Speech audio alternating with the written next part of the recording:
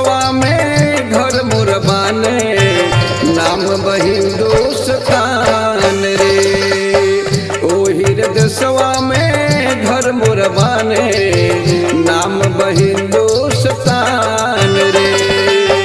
होत बिहान जहाँ निकले किरनिया, होत बिहान जहाँ निकले किरनिया, उगे सूरज भगवान रे। ओही देशवा में घर मोर बाने नाम बहिंदुस्तान रे। ओही देशवा में घर मोर बाने नाम बहिंदुस्तान रे।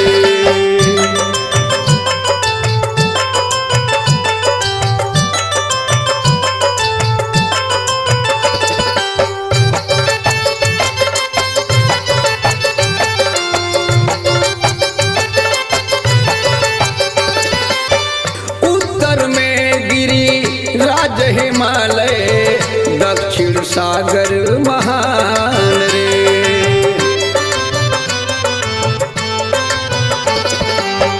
उत्तर में गिरी राज हिमालय दक्षिण सागर महान रे। पूर्व ब्रह्मपुत्र बंगाल के खाड़ी, पूर्व ब्रह्मपुत्र बंगाल के खाड़ी, जहाँ कमरू स्थान रे। ओही देशवा में घर मोर बाने नाम बहिंदुस्तान रे। ओही देशवा में घर मोर बाने नाम बहिंदुस्तान रे।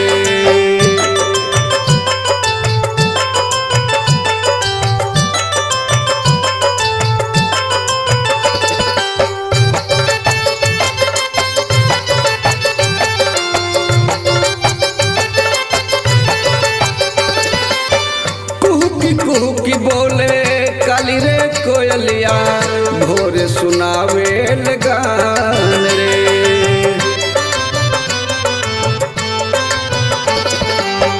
कुहकी कुहकी बोले काली रे कोयलिया, भोर सुनावे गान रे। कान्हा पहर लिहल चले किसनवा, कान्हा पहर लिहल चले किसनवा, निहुरी निहुरी रोप धान रे। ओही देशवा में घर मोर बाने नाम बहिंदुस्तान रे।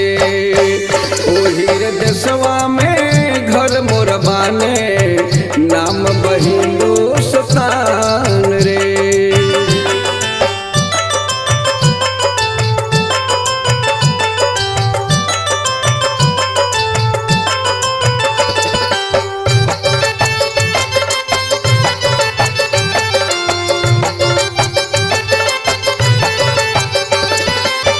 राम कृष्ण के भूमि है बा जन्म लिए भगवान रे।